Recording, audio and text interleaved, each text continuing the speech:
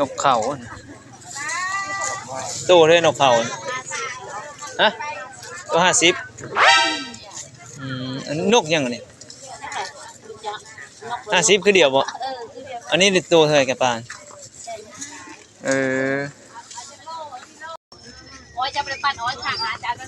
ตลาดเสาใส่บ่ทอง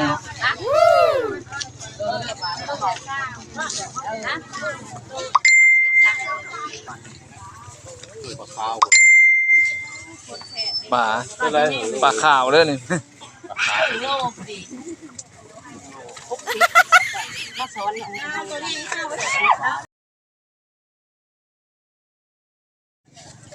นกเขาตู้เลยนกเขาฮะตัว50อันนกยังเนี่ย50คือเดียวบ่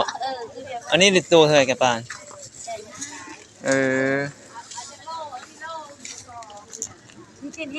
อ๋ออันนี้เครียดแห้งอันนี้งูยังนี่ฮะงูอีล่าอ่ะงูอีล่าค้างเหลืองครับบ่นั่นแหละโอ้ผมย่ามันครบบ่มันดูเหวนะถึงแฮวมาได้ไปดูล่ามันก็เซ่มาอยู่เป็นประมาณนั้น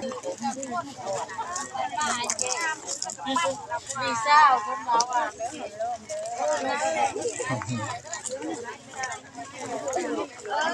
อ๋อนกเขาเมื่อกี้นี่ตัว50เขาได้โอ้เซฟขนาดเลยตัว50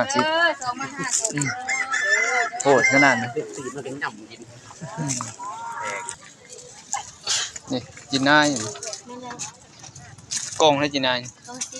กล่อง4,000โตนี่ได้ไง50หอยจูบมันนี่กล่องละ10,000บ่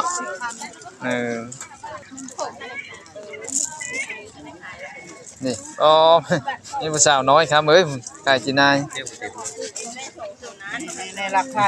บ่ได้ใส่มันขี้คร้านใส่ก็สิเอามันขี้คร้านคั่วแล้วแหละไปใส่เฮ็ดหยังดออันเด้อเจ้าขายบ่ขายบ่ฮะจี้ถุง30กันแล้วนี่